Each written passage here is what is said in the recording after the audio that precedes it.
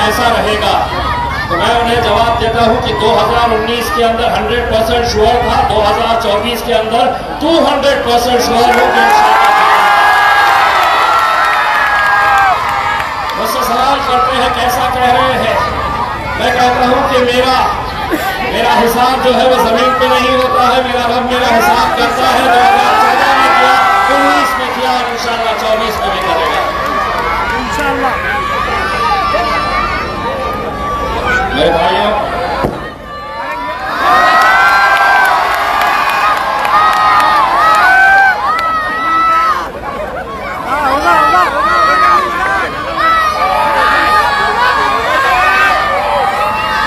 जो बच्चे हैं वो 4 जून के लिए रख लीजिएगा। बच्चे हैं 4 जून के लिए रख लीजिएगा।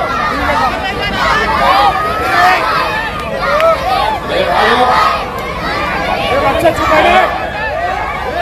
सबसे पहले तो इस मौके के ऊपर आपका तहे दिल से शुक्रिया अदा करना चाहता हूँ। अल्लाह रब्बुल इज़्ज़त ने ये मौका दिया कि मैं हिंदुस्तान की सबसे अजीम जो ऐवान है, जिसे हम पार्लियामेंट कहते हैं, उस पार्लियामेंट के अंदर 543 मेंबर्स ऑफ पार्लियामेंट होते हैं।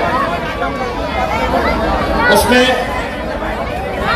अगर कोई करोड़पति आदमी, चाहे वो अंबानी हो, अडानी हो, टाटा हो, बिरला हो, अगर वो कहे कि मैं हुकूमत को 100 करोड़, 200 करोड़, 500 करोड़, 1000 करोड़ दूंगा और मैं लोकसभा के अंदर आकर बैठना चाहूंगा, तो नहीं मुमकिन है।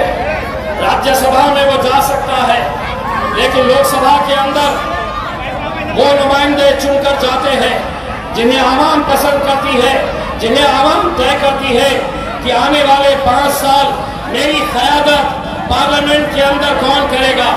और अल्हम्दुलिल्लाह 2019 में आपने पूरे हिंदुस्तान को एक पैगाम दिया, एक ऐसा पैगाम कि जिस शहर के अंदर, ये बेटा बच्चों खामोश रहिए, नीचे बैठिए। मैं आपको 4 जून को मौका दूंगा बेटा, खूब लोग डांस करेंगे, आप भी डांस करेंगे, बैठिए। 40 साल पहले 2019 की बात कर रहा हूं मैं, 40 साल पहले इस शहर में आखिरी मुस्लिम मेंबर ऑफ पार्लियामेंट चुनकर गए थे गाजी सलीम साहब। ये जितने नौजवान हैं, अपनी हयाती में इन्होंने देखे तक नहीं कि हमारा नुमाइंदा कैसा होता है, लेकिन अल्हम्दुलिल्लाह 40 साल के बाद आप लोगों के इत्तेहाद ने एक पैगाम दिया मुल्क भर में कि अगर हम मुत्तहिद हुए, अगर हम एक ताकत बनकर खड़े रहे, अगर हम इत्तेहाद का सबूत दें, तो हम क्या नहीं कर सकते।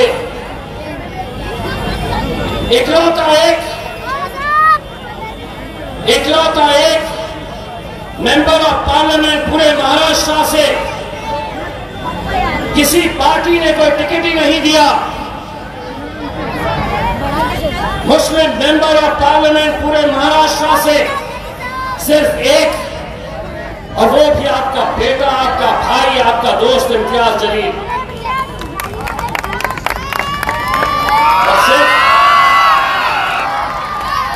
और सिर्फ महाराष्ट्र ही नहीं, मेरे नौजवानों साथियों, ये हमारे लिए शर्म की बात है, ये हमारे लिए शर्म की बात है, हमारी सियासत करने वाले लोगों के लिए शर्म की बात है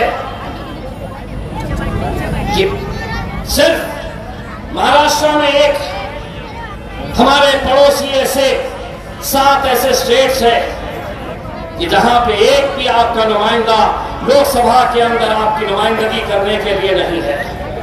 कर्नाटका में 0 है, राजस्थान में 0 है, मध्य प्रदेश में 0 है, झारखंड में 0 है, उत्तराखंड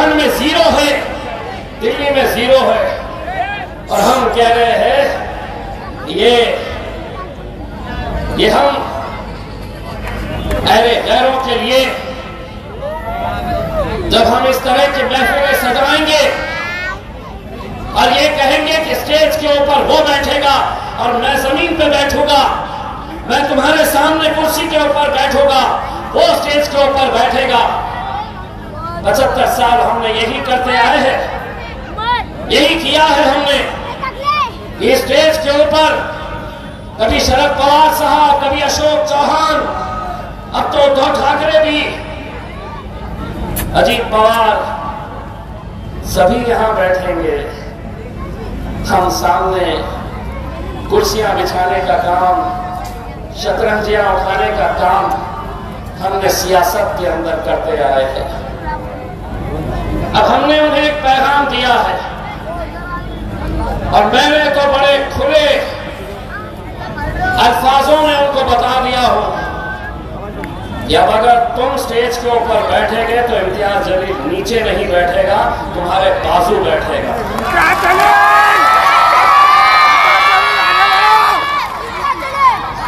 दोस्तों, ये अल्लाह रब्बुल इज्जत का करम है। मैं 12 साल पूना में एक टेलीविजन चैनल के लिए न्यूज रिपोर्टर की हैसियत से काम करता था। मुझे आज भी वो दिन याद है कि जब मुझे शरद पवार का इंटरव्यू लेना होता था, अजीत पवार का लेना होता था या अशोक चौहान का लेना होता था, तो वो लोग गेस्ट हाउस के अंदर बैठे, मैं बाहर माइक लेकर खड़ा, इंतजार कि नेताजी कब आएंगे, कब मैं उनका इंटरव्यू लूंगा। लेकिन अल्लाह ने, कहते हैं ना कि तुम अगर उससे मांगो तो वो क्या कुछ नहीं तुम्हें अता कर सकता है। एक वक्त वो आया जब पार्लियामेंट की कुर्सी के ऊपर ये बैठे थे तो इम्तियाज जलील उनके बाजू जाकर बैठा। यह आप लोगों का इत्तेहाद था जिसे आज चिकनाचूर करने की कोशिश हो रही है, जिसे आज पूरी तरीके से तोड़ने की कोशिश हो रही है। मैं ये इलेक्शन क्यों लड़ रहा हूं, क्या मकसद है मेरा?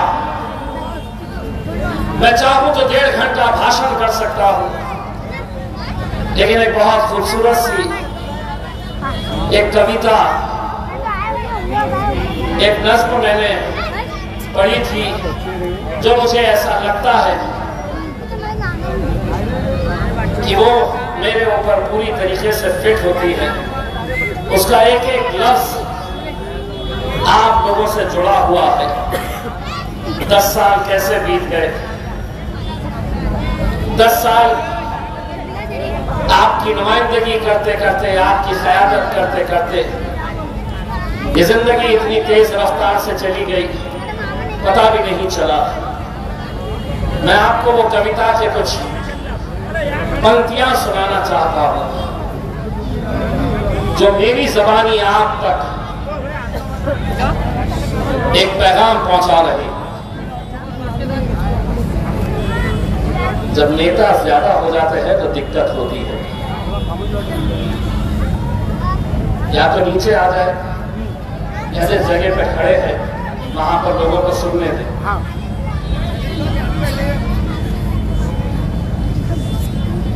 आहिस्ता चल जिंदगी, अभी कहीं कर्ज चुकाना बाकी है, कुछ दर्द मिटाना बाकी है, कुछ फर्ज निभाना बाकी है। रफ्तार में तेरे चलने से कुछ रूठ गए, कुछ छूट गए। रूठों को मनाना बाकी है, रोतों को हंसाना बाकी है। कुछ रिश्ते बनके टूट गए, कुछ बनते बनते छूट गए। इन टूटे छूटे रिश्तों के जख्मों को मिटाना बाकी है।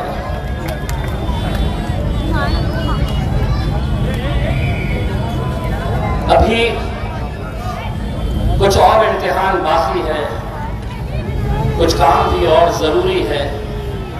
जिंदगी की उलझी पहली को पूरा सुलझाना बाकी है।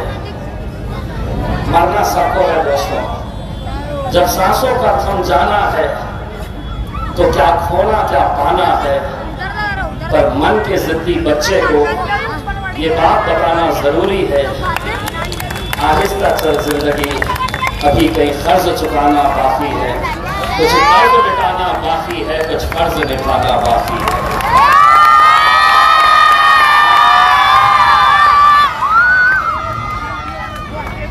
दोस्तों 19 में जब मैं जीता था तो पूरे मुल्क में इसका जश्न मनाया गया था। मैं दिल्ली जाता, बिहार गया, उत्तर प्रदेश गया, वहां की आवाम मुझसे मिलने आती, देखने आती और यही कहते कि इम्तियाज भाई, हमारी कॉन्स्टिट्यूएंसी से, हमारे शहर से कौन जीत रहा है, हमें कोई लेना देना नहीं था। हम बस एक दूसरे को फोन करके यही पूछते थे कि वो औरंगाबाद वाले का क्या हो रहा है।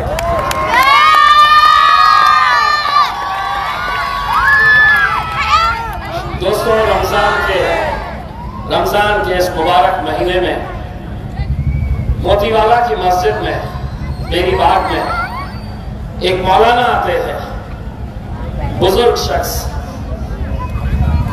बहुत अच्छी दुआ पढ़ते हैं। मैं जाता हूं उनकी दुआ लेने के लिए। इस बार भी जब गया उन्होंने मुझे खूब दुआओं से नवाजा। मैं जब बाहर निकल कर आ रहा था मस्जिद के बाहर तो बहुत सारे नौजवान लड़कों ने घेर रखा था। मेरी नजर एक बहुत ही बुजुर्ग शख्स के ऊपर गई। मैं समझता हूं कि वो 90 साल के ऊपर के हजरत हो गए। मुझे ऐसा लगा कि वो बुजुर्ग मेरे करीब आना चाह रहे थे, लेकिन आ नहीं पा रहे क्योंकि मैं नौजवान लड़कों से घिरा हुआ था। मैंने उन लड़कों को हटाया, उस बुजुर्ग शख्स के पास गया, उन्हें सलाम किया। उन्होंने सलाम का जवाब दिया और उन्होंने मुझसे कहा कि बेटा मैं जालना का रहने वाला हूं। मैंने हाथ मिलाकर कहा कि मेरे लिए दुआ करना। उन्होंने जो जवाब दिया वो सुनिए। उन्होंने मुझसे कहा कि बेटा मैं और मेरे पूरे घर वाले पूरे रमजान के महीने में तहज्जुद में उठकर तुम्हारी कामयाबी के लिए हम दुआ कर रहे हैं बेटा। जालना का रहने वाला शख्स, जालना के रहने वाले वो बुजुर्ग, क्या लेना देना, ना वो वोट डाल सकते हैं ना मेरी कॉन्स्टिट्यूएंसी का हिस्सा है, लेकिन वो बुजुर्ग शख्स, क्या वजह है कि वो तहज्जुद में उठकर एक मेंबर ऑफ पार्लियामेंट उसके लिए पूरा घर अगर दुआएं मांग रहा है तो वो कैसा मुसलमान होगा।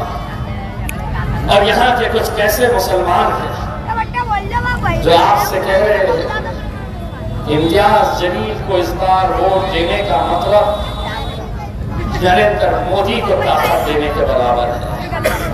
मोदी को हमें कमजोर करना है तो यहाँ पर इस बार चंद्रकांत खैरे को यहाँ पर वोट देना। आपके महल्ले में भी आए होंगे, होटलों में बैठे होंगे, आपको समझाने की कोशिश कर रहे होंगे। अरे 543 सीटें हैं लोकसभा की, सारी तकलीफ तुम्हें महाराष्ट्र के एकलौता एक मुसलमान एमपी से क्यों है, यह सवाल मैं तुमसे करना चाहता हूं। जीत जाओ, पूरे के पूरे 47 तुम महाराष्ट्र के जीत के बताओ। और अगर लोकसभा के अंदर तुम पहुंच भी गए 47 के 47, मैं तुमको दावे के साथ कहता हूं कि कल को अगर यूसीसी का कानून आया CA/NRC का कानून आया, ट्रिपल तलाक के कानून के टाइम पे आपने देखा कि कैसे गूंगे, मुक्के और बहरे बनकर बैठे थे। अब भी अगर आपके खिलाफ कोई कानून आएगा तो एक MP किसी भी पार्टी का हो, एक MP में ऐसी हिम्मत नहीं कि वहां पर खड़े रहकर हुकूमत की मुखालिफत करे। अगर वहां पर कोई चट्टान की तरह खड़े रहता है, कोई मोदी की आंखों में आंखें डालकर सवाल करता है, तो वो मेरा खायद बैरिस्टर असदुद्दीन अवैसी है और इम्तियाज जलील है।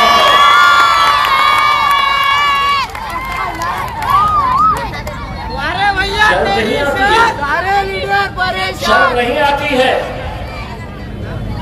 बाबरी मस्जिद की शहादत के अंदर जिसने बड़े फख्र से कहा था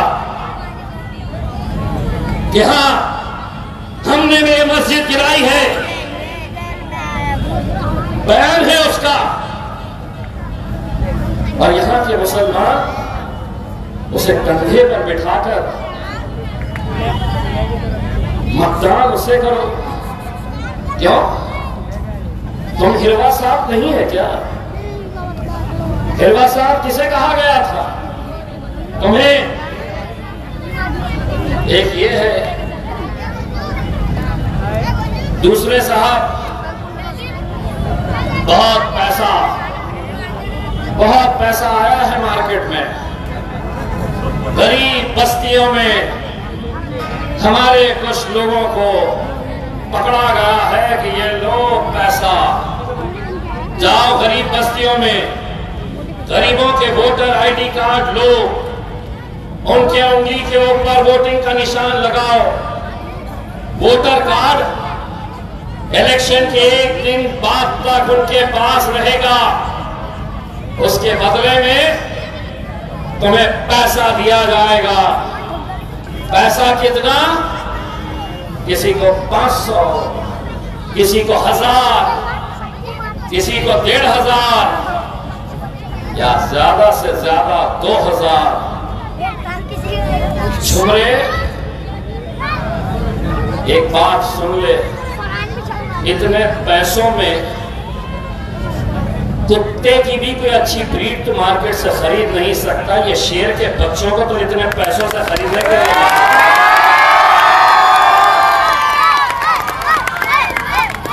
और जो दल्ले ये काम कर रहे हैं, चंद पैसों की खातिर वो अपनी जेब तो भर लेंगे, लेकिन इस कौम का सौदा कर रहे हैं। ऐसे लोगों से होशियार रहिए। मैं आपको बताता हूं, इस इलाके के अंदर भी, इस इलाके की बात कर रहा हूं, 13 तारीख के दिन आपको खुद महसूस होगा कि किसने लाया है वो हराम का पैसा, जो यहां पर ये कोशिश करने वाला है कि इसके वोट बढ़ जाए, इनके वोट बढ़ जाए, या ऐसी कोशिश कि यहां का माहौल गड़बड़ा जाए ताकि हमारी माएं और बहनें वोट डालने के लिए बाहर ना निकले, वोटिंग परसेंटेज कम कराया जाए। आपको नजर रखनी है। इंशाअल्लाह 44 साल हो गए हैं। मैं ये नहीं कहता हूं ये जीत इम्तियाज जलील की है या होगी। अगर इस बार हम हारे तो शायद फिर न जाने कितनी नस्ल ये इंतजार में रहेगी कि मेरा क़यादत, मेरी क़यादत कब खड़े हम करेंगे, कब हम खड़े करेंगे। इतना तो आप समझ लीजिएगा कि इम्तियाज जलील को इसका क्रेडिट दीजिएगा भाई। रमजान ईद के मौके के ऊपर एक जनाब ईदगाह तक पहुंच गए, देखे ना, ईदगाह तक पहुंच गए मुबारकबाद देने के लिए। 30 साल तक तुम्हें ख्याल नहीं आया कि इस जिले के अंदर ये आवाम भी, कौम भी रहती है, उन्हें साल में एक मर्तबा कम से कम रमजान ईद मुबारक बोल दो। और अगर तुम ये करते तो शायद हमें ये जगह ही नहीं मिलती, लोग तुम्हारे साथ रहते हैं। लेकिन 30 साल लग गए तुम्हें सिर्फ ईद मुबारक कहने में। नमाज खत्म हुई, जो ईदगाह आते होंगे छावनी में, मेरे बाजू एक पुलिस ऑफिसर थे, उन्होंने मुझे बताया कि साहब देखेगा स्टेज पे और कौन है। तो मैं नजर डाला तो खैरू जी खड़े थे, उनके पीछे उनके 2-3 पंडरा खड़े थे, बार बार बोल रहे थे साहब पब्लिक आएंगी ना तो उनको सलाम करना। अब 30 साल के बाद आया तो उसको समझ में नहीं आ रहा था कहाँ शुरू करना कहाँ खत्म करना। सलाम वालेकुम, सलाम वालेकुम, सलाम सलाम सलाम सलाम सलाम। और अब बात वहीं पे खत्म नहीं हुई। मैंने उनका मोबाइल पे बयान देखा तो बोला अरे बाप रे तो मौलाना के जैसा बोल रहे हैं। क्या बयान है? मुसलमानों 5 वक्त की नमाज पढ़ो, नमाज पढ़ना चाहिए। और यहीं पे नहीं रुके साहब, फिर नमाज पढ़ के जब बाहर निकलते हैं लोग खड़े रहते हैं तो हमें क्या करना? ऐसा फूकना बहुत अच्छा है। अब इतना ही अगर हो गया है तो ला इलाहा इल्लल्लाह मुहम्मद रसूलुल्लाह, और बाकी का जो करना है तो फिर आपको मालूम है हमारा करने के लिए क्या क्या करना पड़ता है। 4 जून के बाद तो बेटा हम भी खैंची लेके घूमे, अब हो रहे तो पूरे हो, आधे अधूरे न हो, ये इनका हाल। अब इन सबसे अलग एक प्राणी है।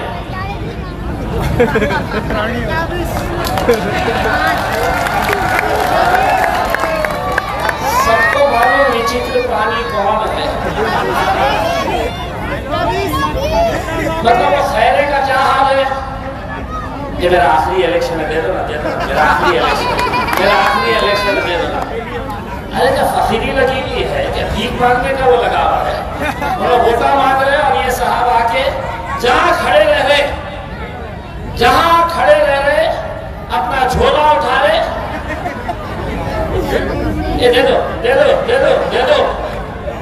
अरे मेरे भाई ये इलेक्शन है, इलेक्शन में ईवीएम में जितने वोट पड़ते उतने ही रहते हैं, बढ़ते नहीं है।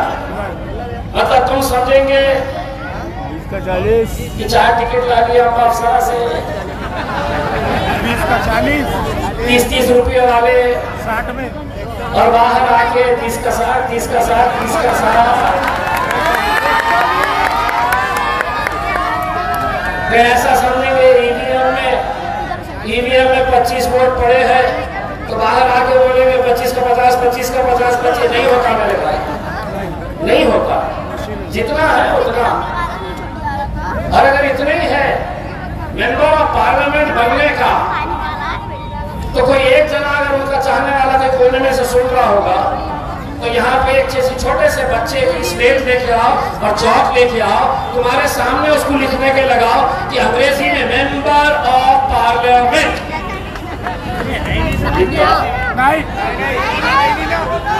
नहीं लिखता। आप लोगों ने मजाक बना दिए हैं। अरे कानून बनाए जाते हैं, वहां पर कानून तय किए जाते हैं कि नौजवानों के ताल्लुक से क्या कानून बनाए जाएंगे।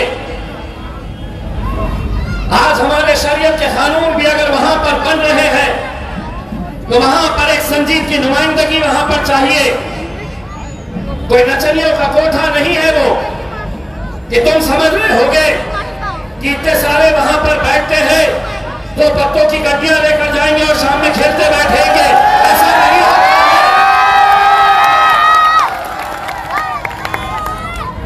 नहीं, मैं सोशल क्लब चलाता हूं। अच्छा, अल्लाह हुआ। सारे 2 नंबर के धंधे और बोल रहे हैं कि मेरा मुकाबला खैरे से नहीं, घुमरे से नहीं। मेरे राजा इलेक्शन लड़ रहे हैं, एक आध मरतबा अपने भाषण में घुमरे को भी टारगेट करो, खैरे को भी पकड़ो। जहां उठे सुटे 300-500 रुपए वाले को यूट्यूब वाले को बुलाते, ले मेरा इंटरव्यू ले। आज मैं इम्तियाज जलील को और देता हूँ, सुबह दोपहर शाम बस इम्तियाज जलील, इम्तियाज जलील, इम्तियाज जलील। अब तो उनके कोई घर वाला बोला था, एक तो रात में नींद में से उठ गए, मुझे इम्तियाज आया था।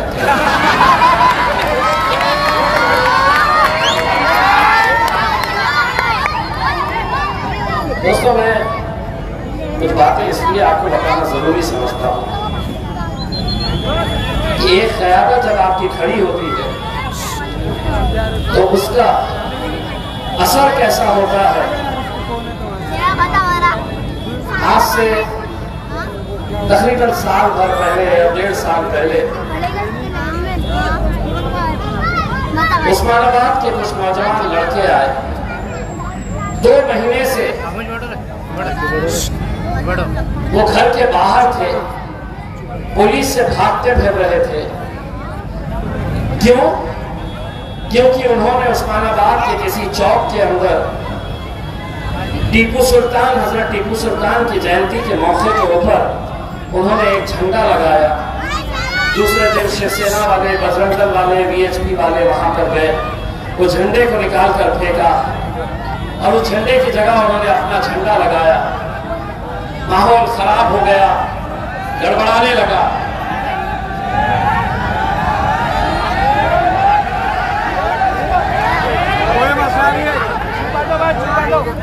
भाई साहब, मैं आपको गारंटी देने वाला हूं, 13 तारीख को बुझने वाली है मशाल पूरी तरीके से।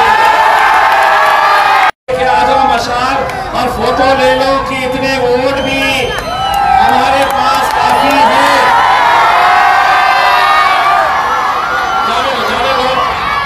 जाने दीजिए भाई साहब, वो मत दीजिएगा। सबको इख्तियार है इलेक्शन लड़ने का, किसी न किसी को कोई रोकना नहीं चाहिए।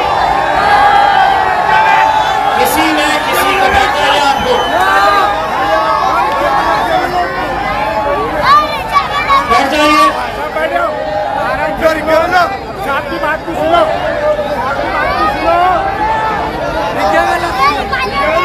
चाहिए कोई गैर नहीं है, हमारा ही कोई दल्ला है जो लेके घूम रहा है।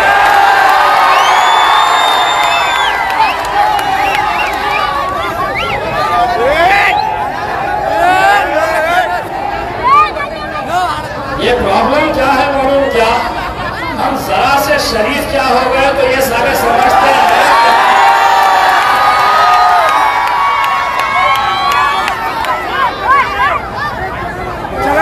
यही क्या है साहब, यही क्या, चिंता मत करिएगा।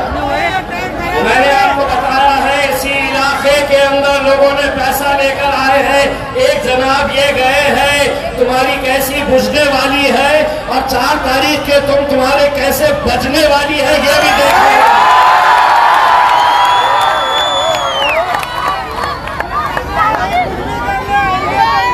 भाइयों देखिए, इलेक्शन लड़ने का इख्तियार सबको है, लेकिन सवाल ये पैदा होता है, अगर इस माइकललाल के अंदर इतनी हिम्मत है कि वो चंद्रकांत खैरे को कट गेट के अंदर लेकर आया, तो ये खान का फड़वा है, दलाल है ये।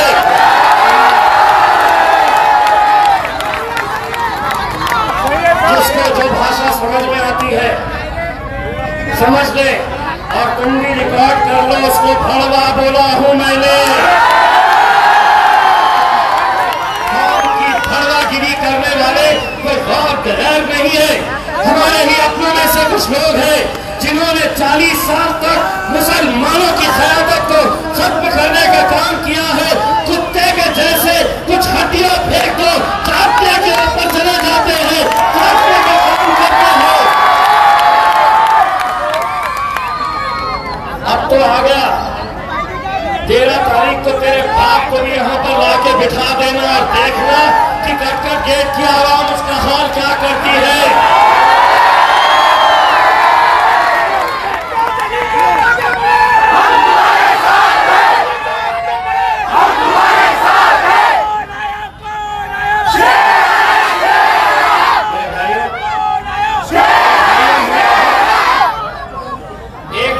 सबको ये समझना चाहिए कि इम्तियाज जलील अगर आज नतीजे अगर हमारे हक में नहीं आते हैं, भाई साहब नीचे बैठ जाइए, नीचे बैठ के वोट के नीचे करें, तो ये किसकी हार, क्या वजह है कि आज हमारे अपने शहर में जिसने मुल्क में इतने बड़े इत्तेहाद का पैगाम दिया है, कौन वो लोग हैं, उन्हें पहचानने की जरूरत है, बहुत दूर जाने की जरूरत नहीं है। मैं पहले भी आपको कहा था, ऐसे ही कुछ लोग हैं, अगर पैसे से इतनी ही मोहब्बत है तो इम्तियाज जलील भी भरी सड़क के ऊपर तेरी झोली में मैं पैसे डालने का काम करूंगा, लेकिन खान का सौदा मत करो, खान का सौदा कोई नहीं आने वाला हमारा पुरसाने हार लेने के लिए। मेरे भाइयों, कोई नहीं आने वाला। ये तो अल्लाह ने ये मौका दिया कि हम अपनी नुमाइंदगी वहां तक पहुंचा चुके हैं। बस आप लोगों से इतनी इल्तिजा करना चाहूंगा कि 13 तारीख के दिन आप सभी ने अपनी जिम्मेदारी समझिए, एक एक वोट की कीमत क्या होती है, ये बात को समझिए मेरे भाई। आज ये तमाम साजिशें जो चल रही है, जो षड्यंत्र, जो खेल खेले जा रहे हैं, ये आपके सर को झुकाने के लिए किए जा रहे हैं। आपको वो मंजर याद होगा 2019 का रमजान का वो मुबारक महीना, चिकल थाने के काउंटिंग सेंटर के ऊपर वहां पर वोटों की गिनती हो रही, सहरी करके नौजवान लड़के वहां पर दिन भर इस इंतजार में बैठे रहे कि 40 सालों के बाद हमें आज जश्न मनाने का मौका मिलेगा। और अचानक असर की नमाज के वक्त आपको यह खबर आती है कि इम्तियाज जलील 5000 वोट से पीछे हो गया है। आप वो कैफियत कैसी थी, सिर्फ आपकी नहीं, हिंदुस्तान के मुसलमानों के साथ उस वक्त जो उमरा पे गए हुए लोग थे, उन्होंने मुझसे बताया कि जब हम नमाज पढ़ रहे थे, अचानक ये खबर आई कि इम्तियाज जलील पीछे चल रहा है। मेरे भाइयों, उन्होंने कहा कि हमने वो मंजर देखे जब हिंदुस्तानी हमारे भाई, हमारी माएं और बहनें हरम शरीफ की तरफ दौड़ रही थी। कईयों ने मुझसे कहा था कि हमने हरम शरीफ के, हमने काबा का खिलाफ पकड़ पकड़ कर गिरा के आपकी कामयाबी के लिए हमने दुआ किए थे।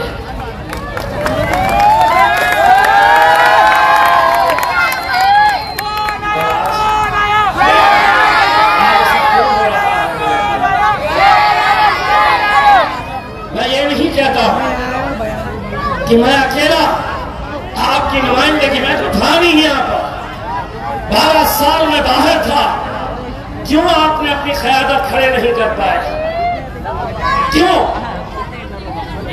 2014 के अंदर यही वो लोग थे जिन्होंने इलेक्शन से एक रात पहले अखबार छापे थे, उर्दू में एक अखबार छापकर नौजवान लड़कों को दिए थे कि जाओ रहमानिया कॉलोनी में, कटकट गेट में, किरारपुरे में, बेरी बाग में यह अखबार बांटो। मैं सलाम करता हूं मेरे नौजवानों को। वो बंडल लेके तो गए थे बांटने के लिए, किसी ने नाले में फेंका था तो किसी ने उस बंडल को आग लगाकर मुझे फोटो भेजी थी और मुझसे कहे थे कि इम्तियाज भाई, हम आपके साथ धोखा नहीं करेंगे कहते। वो जज्बा था 2019 के अंदर। यही चंडाल चौकड़ी घरों में, अस्पतालों में मीटिंग लगा रहे हैं, अभी भी चल रही होगी। ये फोटो जाएगी तो यकीनन रेट बढ़ने वाला है और पैसा छोड़ना पड़ेगा। यही लोग थे। नहीं आ सकती, सीट आने का सवाल ही नहीं पैदा होता है। कौन देता वोट, कैसे आते? मेंबर ऑफ पार्लियामेंट बनना इतना आसान है क्या? आपको हिसाब किताब बताते, वो हिसाब जमीन पर करते थे। अल्हम्दुलिल्लाह मेरा हिसाब मेरा रब करता है, मेरा अल्लाह करता है।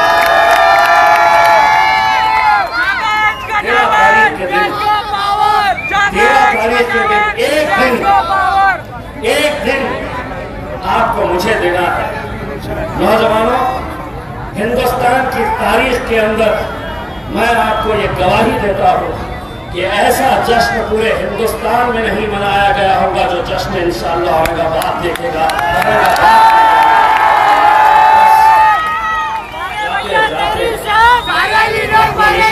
पतंग है, सुबह नींद में फजर से उठने के बाद सबसे पहले अपनी माँ और बहनों का वोट डलवाइए और उसके बाद अपने घर वालों का, उसके बाद अपने घर वालों का। और इंशाअल्लाह मैं आपको यकीन दिलाता हूँ कि जो फख्र के साथ मैं मीडिया वालों को कहता हूँ मैं 200 टक्के आज देखने के बाद मैं कहूँगा कि मैं झूठ बोल रहा था कि 200 टक्के मैं जीतने वाला हूँ। आज देखने के बाद मैं कहूँगा कि 500